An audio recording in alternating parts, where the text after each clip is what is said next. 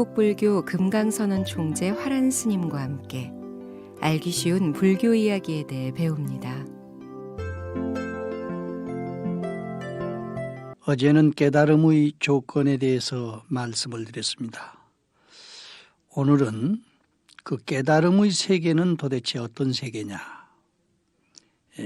늘 우리 중생들로서는 이것을 궁금해하고 있고 또 그 깨달은 사람들은 어떤 식으로 생활을 하고 있는가 하는 것을 의심하는 경우도 있습니다. 그래서 오늘은 깨달음의 세계에 대해서 말씀을 드리도록 하겠습니다. 자, 우리 부처님께서 깨달았다고 하는데 그 깨달음은 바로 안욕따라 삼약삼보리를 깨달으셨다. 이런 말씀을 드렸습니다. 근데 그것은 바로 중생들에게 가르치는 하나의 수단과 방법으로서 언어를 통해서 설명한 하나의 학문이었습니다. 깨달음의 세계는 안욕따라 삼약삼보리 그 자체가 바로 이용열반의 세계다. 여일리자, 하고자 울욕자, 그 다음에 그 열반의 세계다. 욕심을 여이면 저절로 열반의 세계가 돌아오게 됩니다.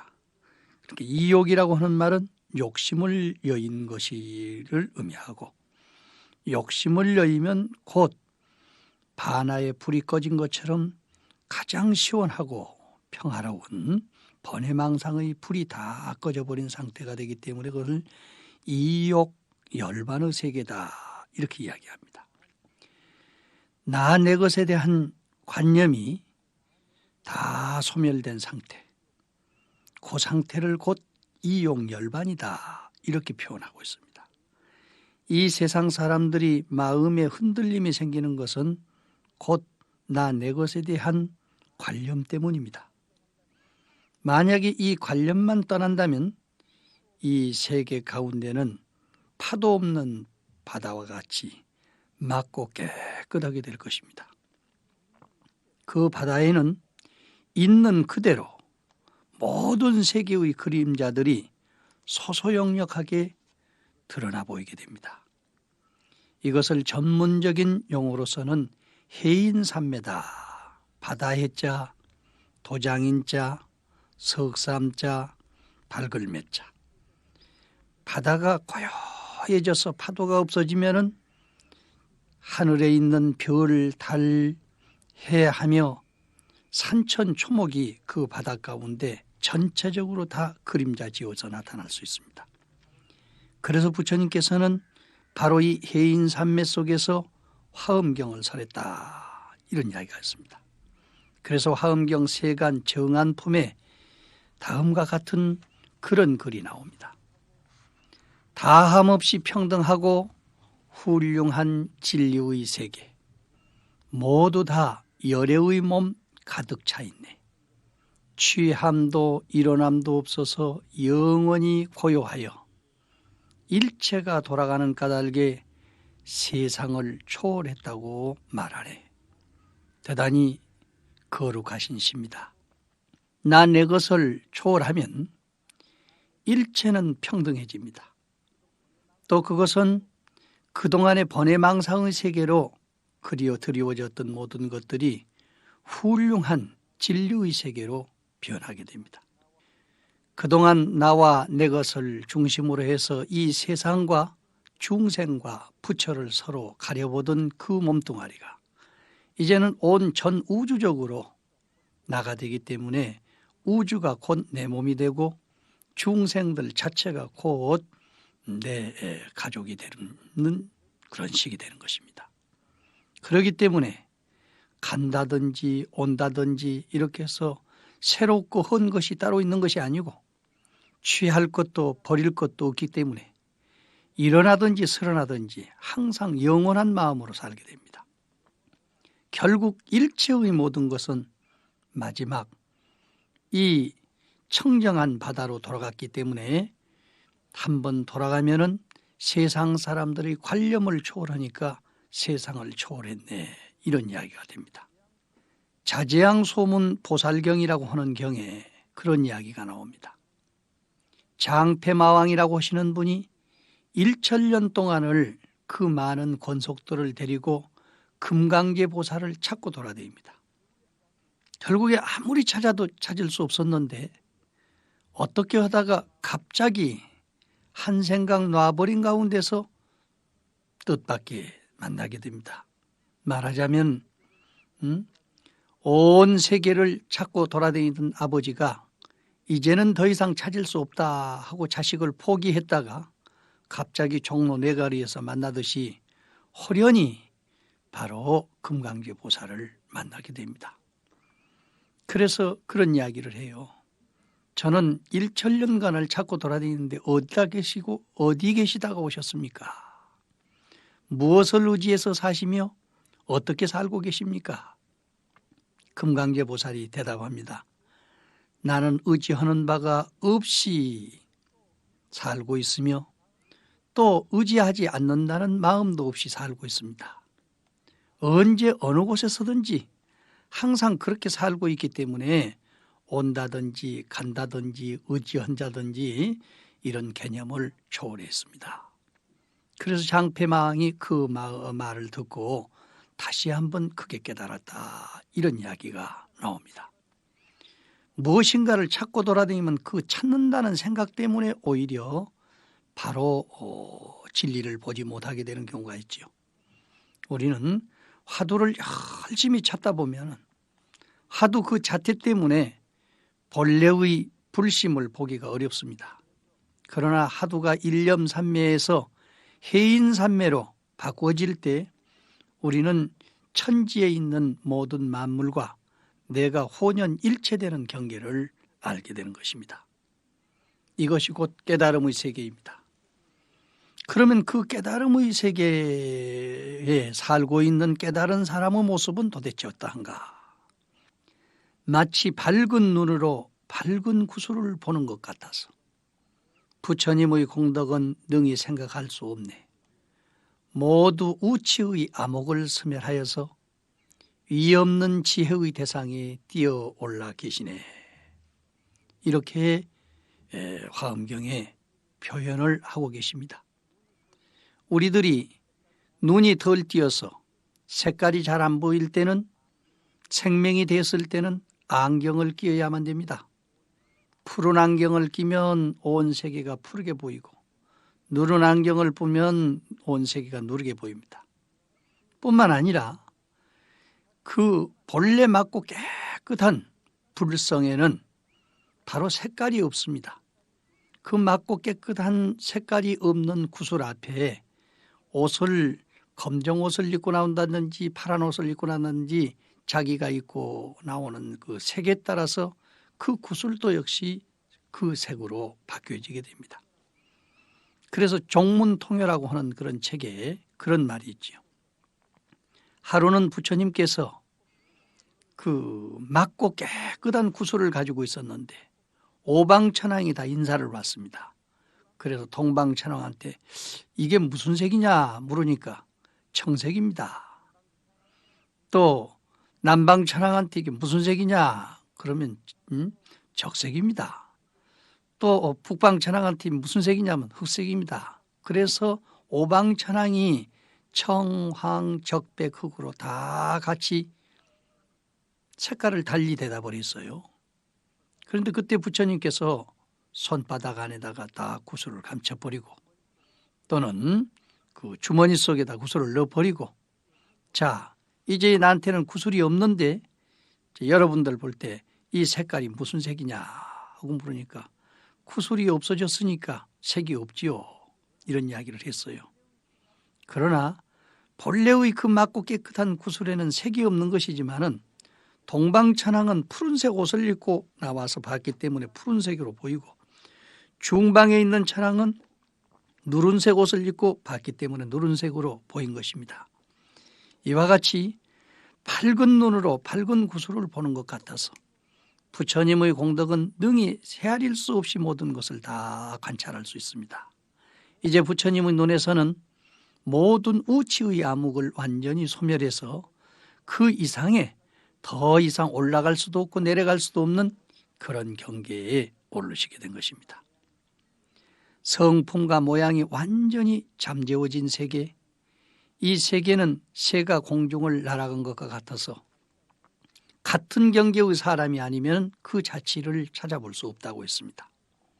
차고 더운 것은 마셔본 사람만이 알 수 있지요.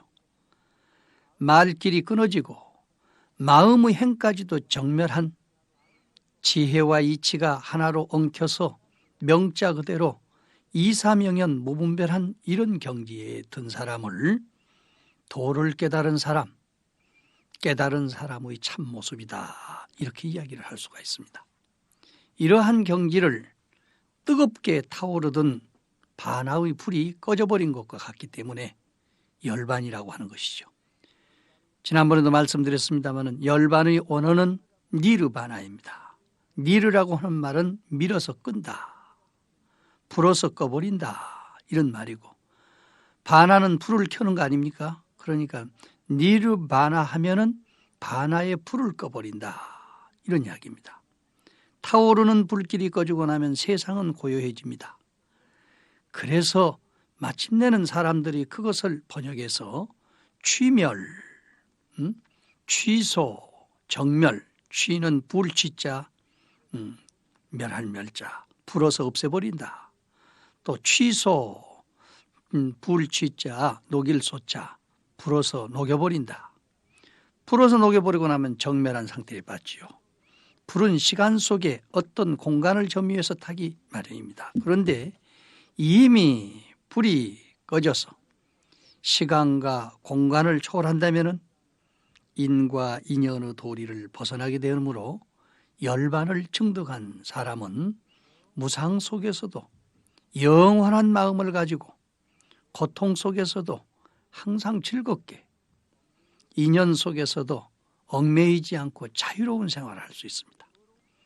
더러움 속에서도 항상 깨끗한 생활을 할 수 있으므로 이것을 상락아정이다, 이렇게 부르고 있죠. 항상 쌍자, 즐거울 낙자, 나아자, 조철할 정자. 그야말로 이 세상은 시간 속에서 무상한 생활을 하고 있습니다.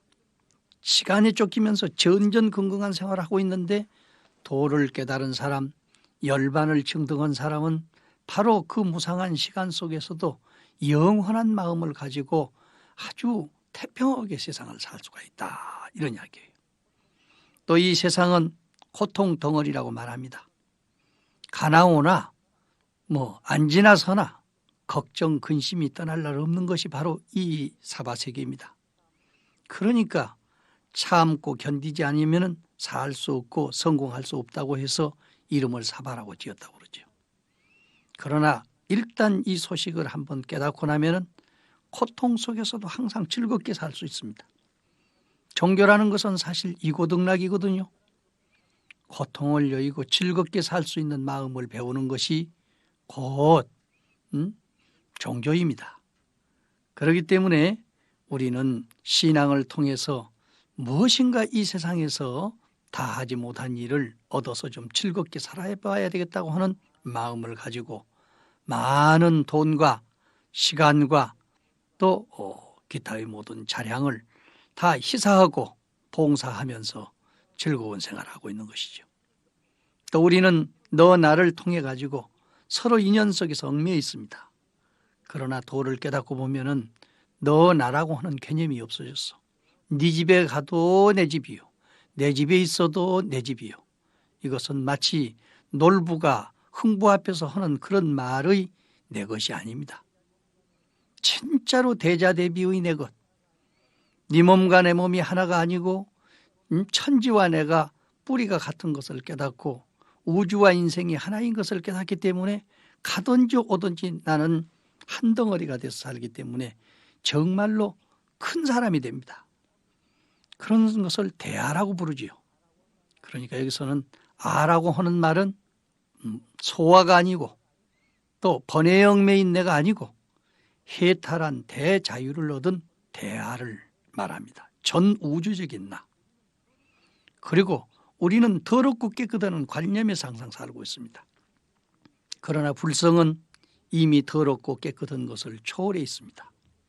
마치 연꽃이 진흙 속에서 항상 철염상정하게 생활하듯이 부처님의 마음, 깨달은 사람의 마음은 곧 그렇게 살 수 있는 것입니다. 우리는 색깔 속에서 모든 것을 판단하고 있지만은 이미 색깔 속에 살면서도 그 색깔을 초월한 마음으로 살 수가 있습니다. 그렇기 때문에 그 일체의 모든 것을 보고 시간과 공간 속에서 중생 따라서 생활하지만은 하는 일을 취하지도 않고 또 한 생각도 일으키지 않고 무념무상한 가운데서 최선을 다해서 정성스럽게 재미있게 살고 있기 때문에 취함도 일어남도 없이 영원히 고요한 마음으로 세상을 산다. 모든 부처님은 결국 이 마음에 돌아가고 모든 보살도 이 마음으로 돌아갑니다. 여러분도 만일 내가 공부를 해서 일체의 모든 것을 보되 다 똑같이 그 속에 불성이 들어있는 것을 보고 부처 대접을 할 수 있는 그런 평등한 마음이 생기고 훌륭한 진리의 세계가 눈앞에 전개돼서 한다면 언제 어느 곳에서든지 우리는 부처님을 뵙고 부처님을 공양하고 항상 부처님과 더불어 이야기하면서 춤추면서 노래하면서 즐겁게 살 수 있는 사람이 될 것입니다. 그것은 맑은 눈으로 밝은 붓을 고는 것과 같이 내 마음속에 티끌 하나라도 끼어 있으면 불가능한 일인 것입니다. 이것이 깨달은 사람의 세계요 깨달은 사람의 모습인 것입니다. 오늘은 깨달은 사람의 세계에 대해서 말씀드리고 내일은 화엄 신중들이 부처님을 찬탄하는 모습에 대해서 말씀드리도록 하겠습니다.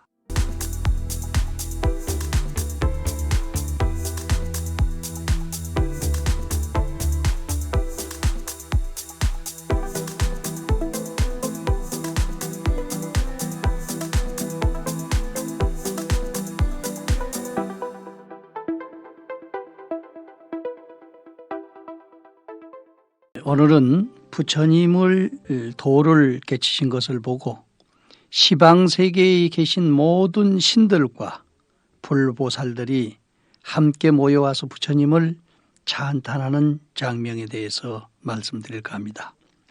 대개 불교는 무신론이다 이런 이야기를 하니까 불교에서는 신을 인정을 하지 않는 것처럼 이렇게 생각하시는 분들도 계십니다. 그러나 불교에서는 창조신, 여호와 같은, 알라와 같은 또는 옥황상제와 같은 이런 창조신을 믿지 않을 뿐이고 누구든지 신의 마음을 가지면 그대로 신이 될 수 있다고 하기 때문에 신은 그대로 인정하고 있는데 그 신들은 참 종류가 다양합니다. 화엄경에서는 부처님께서 보리수 밑에서 법계의 정관을 하고 도깨친 뒤에 법계의 정관을 하고 계실 때 시방세계에서 자그만치 10만억 대중의 불보살과 천룡, 야차, 무진장한 성중들이 모여와서 부처님을 찬탄하고 대행원을 바랍니다. 거기에는 39의 신장이 나오기도 하고 104의 신장이 나오기도 하는데 다 나오시는 분마다 부처님을 찬탄합니다. 일체의 법은 나지도 않고 일체의 법은 없어지지도 않는다. 만일 능히 이와 같이 알면 열의 부처님은 항상 눈앞에 나타날 것이다. 이런 이야기. 이것은 일체의 보살이 부처님은 보아도 법을 못 본 자는 참으로 법을 아는 사람이 아니다. 이런 이야기를 찬송으로서 나타낸 것입니다. 부처님은 법으로부터 화현의 몸을 나타내 가지고 중생들을 제도하기 위해서 나타났기 때문에 부처님은 설사 볼 수 있지만은 법은 볼 수가 없다. 그러나 볼 수 없는 법을 깨닫고 볼 줄 아는 사람이어야 비로소 부처님도 바로 볼 수 있는데 만일 그렇게 된다면 이 세상 눈앞에 나타난 일체의 모든 것이 다 부처로 보일 수 있기 때문에 열의 부처님은 항상 눈앞에 나타날 것이다. 이런 이야기를 했습니다. 그러나 법을 안다고 해도 법에 대한 고집이 있는 사람은 참으로 또 법을 알 수가 없습니다. 그래서 취착도 없고 악연도 없이 비고 비어서 취해 볼 만한 건 아무것도 없네. 열애 부처님 본래 다 비었으니 생각할 수 전혀 없어라. 이렇게 칭찬을 하신 분도 계십니다. 부처님은 중생을 교화하기 위해서 열애가 몸을 나타낸 것이고 또 음성이 불법은 아니에요. 음성을 떠나서 불법을 들을 수 없으므로 지림보살은 음성이 불법이 아니다 이렇게 이야기하니까 반대로 허공은 맑고 깨끗하여도 빛이 아닌지라 볼 수 없고 잘 여러 빛을 놔두어도 그 실성은 볼 수 없다. 이와 같이 대지혜인이 한량없는 빛을 놔두어 보여도 식으로 알 바 아닌지라 일체를 볼 수가 없네. 비록 열애의 소리 들었다 해도 음성은 열애가 아니로다. 그러나 소리를 떠나서는 열애의 등정각을 다시는 알 수 없나니 이것이 몹시도 깊고 묘하온데 만일 능히 분별해 안다면은 이 없는 도를 장엄하여 멀리 여러 허망을 떠나리라. 이것은 이제 여러 보살들이 이렇게 찬송을 하는데요. 찬송의 내용을 보면은 참 굉장히 깊이 있게 전체적으로 설명하는 것 같지만은 자기가 아는 이상의 부처님에 대해서는 설명을 못하고 있습니다. 그래서 어떤 큰 스님께서는 제자들이나 들었던 보살들이나 이런 분들이 아이고 훌륭하십니다 이렇게 이야기하면은 진짜로 훌륭한 것을 알고 실천한 사람이 칭찬하면은 좋다고 하는데 그렇지도 못하는 사람이 와서 칭찬을 하면은 지가 무엇을 안다고 어느 정도 나를 안다고 그런 소리를 해 이렇게 하시는 분도 계십니다. 사실입니다. 아무리 부처님을 칭찬하고 찬송을 하고 노래를 부르고 해도 그것은 자기 속에 그려진 부처 이상은 더 이상 생각할 수가 없습니다. 언어도단하고 심행첨예한 그러한 부처님을 어떻게 감히 전체적으로 찬양하고 우리가 보았다고 말할 수 있겠습니까? 화엄경 중해운집에는 금강신장을 중심으로 해서 신들이 나오는데 아까 39위 신장이라고 했는데 그 신장을 대강 말씀드리면 신중신, 족행신, 도량신, 성신, 땅신, 산신, 숲신, 약신, 곡식신, 호수신, 바다신, 물신, 불신, 바람신, 허공신, 방향신, 밤신, 낮신, 아수라, 가루라, 마후라가, 야차, 용, 구반다, 건달바, 월천자, 일천자, 33천, 야마천, 도솔천, 화락천, 타화자재천, 대범천, 광음천, 병정천, 광가천, 대자재천 이렇게 하면 39위 신장이 됩니다. 똑같이 신들인데요. 하늘에서 살고 있느냐 땅에서 살고 있느냐 허공에서 살고 있느냐에 따라서 지신과 허공신과 천신이 구별됩니다. 그런데 그 가운데도 많은 부하들을 거느리고 장수 역할을 하기 때문에 신장이다 이런 이야기를 합니다. 그래서 우리는 부처님을 옹호하는 신장을 볼 때 신장탱화다 신장님이다 이렇게 할 때는 장수들만을 부르는 이야기가 되고 신중탱화다 또는 신중님이다 이렇게 할 때는 그 신들이 모시고 온 다른 신들 그 부하들까지도 전체적으로 종합적으로 복수적으로 설명하는 것이 되죠. 그래서 같은 신장단인데 어떤 때는 신중단이다 이렇게 부르기도 하고 또는 신장단이다 이렇게 부르기도 하는 것입니다. 하여간 신장님들이 이렇게 화엄경에 나오는 것만 봐도 39위 신장도 있고 104위 신장도 있고 거기에 따른 분들이 뭐 수천 명씩 이렇게 되기 때문에 엄청난 숫자가 된다고 봐야 됩니다. 어쨌든 이들 신장들이 부처님께 와서 해인산매 속에서 말없이 설하시는 화장장엄세계의 법문을 듣고 그의 권속들을 데리고 와가지고 예배 공양하고 찬탄합니다. 부처님은 그들과 함께 37일간을 화엄경을 설했다 이렇게 말하고 있습니다. 화엄경의 종류에는 약본화엄경, 하본화엄경, 중본화엄경, 상본화엄경, 보완화엄경, 동설화엄경, 이설화엄경, 주반화엄경, 권속화엄경, 원난화엄경 대개 이렇게 10가지를 들고 있습니다. 그러나 그 가운데서 우리가 볼 수 있는 것은 약본화엄경입니다. 40권짜리, 60권짜리, 80권짜리 화엄경으로서 편집이 돼가지고 우리에게 지금 읽혀지고 있습니다.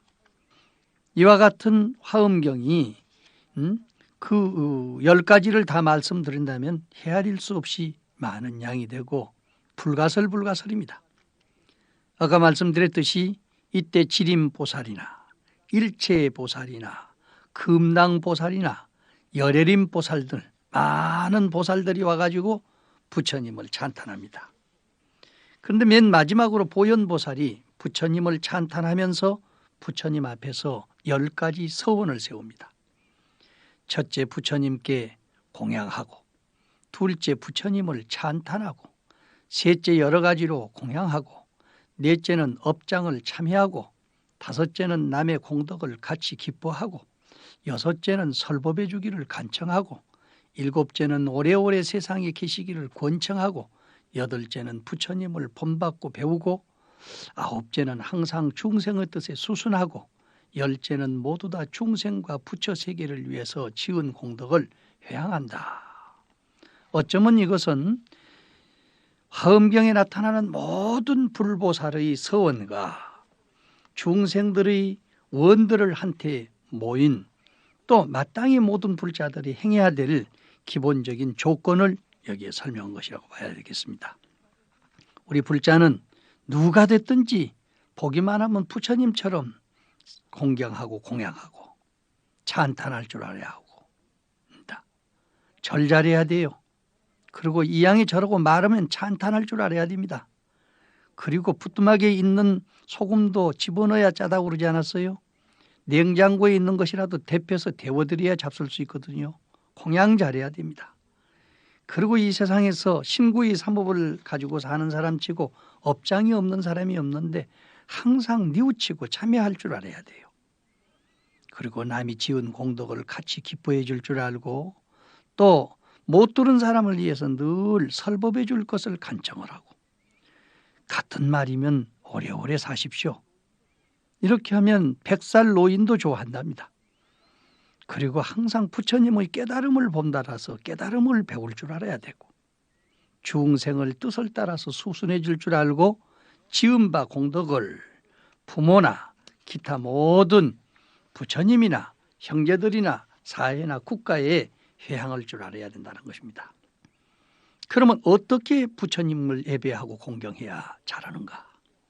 온 법계 허공계 시방 3세 모든 불국토의 수없이 많은 부처님들께 보현보살의 서원과 수행의 힘으로 깊은 신심을 내서 눈앞에서 직접 배운 듯이 받들고 청정한 몸과 말과 생각으로 항상 예배 공경하는 그것을 예배 공경한다 이렇게 이야기합니다. 또 부처님을 찬탄한다는 것은 온 법계 허공계 시방 3세의 모든 불국토에 수없이 많은 부처님들이 계시는데 그 부처님들을 계시는 곳마다 많은 보살들이 모시고 있는 것을 깊은 지혜로 눈앞에 계신 듯이 알아보고 변제천녀보다도 뛰어난 말로 오는 세월이 다하도록까지 그치지 않고 부처님의 공덕을 찬탄하는 것을 부처님을 찬탄한다 이야기합니다. 그리고 여러 가지로 공양한다는 것은 이와 같은 모든 부처님들께 꽃이나 음악이나 향이나 등불이나 우유나 기름이나 음식 등 여러 가지 공양거리를 가지고요 공양하는 것인데 특히 이 공양 가운데는 법공양이 제일이라고 했습니다. 법공양이라고 하는 것은 부처님의 말씀대로 수행하는 공양이요 중생을 이롭게 하는 공양이요 중생들을 거두어주는 공양이요 중생들의 고통을 대신받는 공양 착한 일을 하는 공양이요 보살의 할 일을 버리지 않는 공양 보리심을 떠나지 않는 공양 등이 으뜸이라고 했습니다. 이것은 부처님의 법을 존중하는 일이 부처님을 출연케 하는 일이고 중생을 이롭게 하는 것이 곧 부처님을 공양하는 거나 다름이 없기 때문에 물질적 공양이나 정신적 공양을 똑같이 이렇게 찬탄했습니다. 업장을 참여한다는 것은요, 지나간 세상의 끝없는 세월에 탐내고 성내고 어리석은 탓으로 몸과 말과 생각으로 지은 일체의 악업을 청정한 입으로 참여하고 부처님의 계율에 안주하는 것입니다. 그리고 남의 공덕을 기뻐한다는 것은 모든 부처님들이 처음 발심하고 지혜를 위해 복덕을 부지런히 닦을 때 몸과 목숨도 아끼지 않으시고 한량없는 겁을 지내면서 헤아릴 수 없는 머리와 몸과 눈과 팔, 다리, 사지를 통째로 다 달아지도록 일을 해서 보시오. 갖가지 어려운 보살행을 닦아서 이 없는 보리를 증득하고 마침내 열반에 들어서 사리를 나누어 공양했으니 이와 같은 착한 일을 모조리 기뻐하고 시방세계 중생들이 지은 털끝만한 공덕이라도 내일처럼 같이 기뻐하면 성문 영각 보살들이 그 행하기 어려운 고행을 하면서 가장 높은 보리를 구하던 그 높고 큰 공덕을 모두 함께 같이 따라서 기뻐하는 것을 기뻐한다고 하는 것입니다. 또 설법해 주기를 청한다는 것은요, 온 법계 허공계의 시방삼세 모든 불국토의 수없이 많은 부처님들께 몸과 말과 생각을 기울여서 설법해 주기를 간청하는 것이고, 우리 부처님들이 오래오래 세상에 사시기를 간청하는 것은 열반에 들려 한다든지 보살 성문 영각들 많은 선시익들이 열반에 들려고 할 때에 찾아가서 오래오래 사시도록 약도 해드리고 건강을 기원하고 오래 머물도록 간청을 하는 것을 이야기합니다. 또 부처님을 본받아 배운다는 것은 부처님께서 처음 발심하서 정진해서 이루다 말할 수 없는 고행과 보시를 하고 피를 빼서 경을 쓰고 손가락을 펴서 참여하는 것, 마침내 등정각을 이루어서 대소국가와 왕들과 신하 모든 백성들을 진리의 물로 빗뿌려서 다 법률을 굴리신 것처럼 우리도 불법을 그렇게 행하도록 하는 것입니다. 그리고 중생을 수순한다는 것은 온 법계 중생들이 여러 가지 차별이 있어서 테란스파로 태어난 것이나 땅과 물, 불, 바람, 허공, 풀, 나무를 의지해서 사는 것들이나 물과 형상, 모양, 수명, 종족, 이름, 성질, 소견, 욕망, 뜻, 이의, 의복, 음식 등으로 살아가는데 발이 있는 것이나 없는 것이나 날개가 달린 것이나 안 달린 것이나 일체 중생을 다 똑같이 수순해 줘서 부처님께 공양하는 것처럼 보살피는 것으로서 일체의 중생을 살피는 것입니다. 끝으로 자기의 공덕을 회양한다고 하는 것은 처음 예배 공경하는 것으로부터 중생의 뜻에 수순하기까지 모든 공덕을 온 법계 허공계에 있는 일체 중생에게 돌려서 회양하는 것을 이야기합니다. 이것이 화엄보살들의 서원이요 보현보살의 원력입니다. 이들 모든 성률들을 다 한 단원으로 형성해서 탱화를 만든 것이 화엄신중이고 그 가운데 금강신장과 사천왕만을 따로 떼어서 만든 것이 절 입구에 금강문과 사천왕문이 되는 것입니다. 이들은 다 부처님만 옹호하는 것이 아니라 불법을 먹고 실천하는 모든 성가 대중들을 항상 옹호한다고 했습니다. 화엄경 약창기를 읽어보시면 짐작이 되실 것입니다. 내일은 보리수 밑에서 법계정관하시는 부처님의 모습을 관찰하도록 하겠습니다.